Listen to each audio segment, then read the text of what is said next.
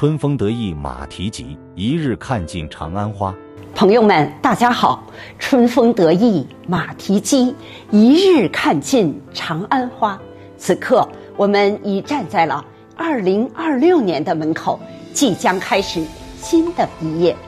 在这辞旧迎新的时刻，几乎每个人都在感叹时光的飞逝，岁月的无情。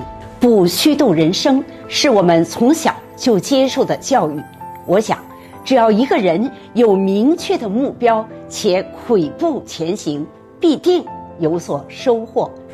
回首2025年，我也有许多值得记住的往事和朋友们分享。2025年，北京八卦掌博物馆挂牌1年多的时间，这一年我们接待了近4000名的观众，他们来自北京各行各业、各个年龄阶段，有专业的人士，也有八卦掌习练者，更多的是喜欢传统文化的普通市民。这一年，我们接待了来自全国各地的观众，他们有的来自呼伦贝尔大草原，有的来自风光秀丽的海南，不同的口音，不同的装扮，但是都怀揣一颗热爱传统武术文化的诚心。这一年，我们还接待了来自美、英、法、德、意、俄、韩等近20个国家的武术爱好者和习练者。虽然是不同的肤色、不同的语言，但相逢那一刻，中国传统武术的文化魅力立刻拉近了彼此的距离。几乎每一个外宾都是乘兴而来，满意而归。因此，我们北京八卦掌博物馆也被编入第7届中国服务旅游产品创新案例。朋友们，在首都2环以里这样一块重要的位置，要开办一家私人公益的武术文化博物馆，并坚守12年，背后的艰辛可想而知。作为馆长，首先我要感谢社会各界朋友的关注和支持，更要感谢我身后的团队。1995年，我们从皇城根起航，经历了30年的风风雨雨，克服了常人难以想象的困难。为了纪念我们30岁的生日，我出了自己第2本诗集《西霞斜翠》，献给我们这个坚韧的团队。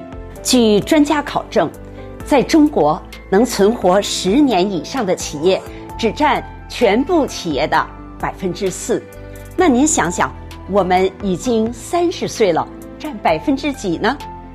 我想自己能有这样的韧性，首先因为我是一名北大荒知青。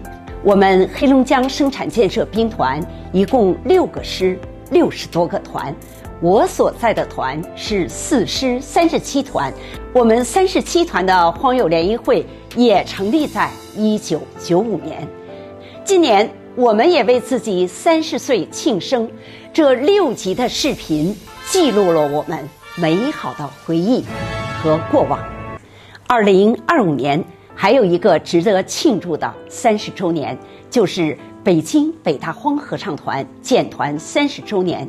要知道，北大荒合唱团是大洋彼岸漂亮国建国200多年第一个邀请的外国民间合唱团，在那里走访了5个城市，并在联合国的舞台上演出。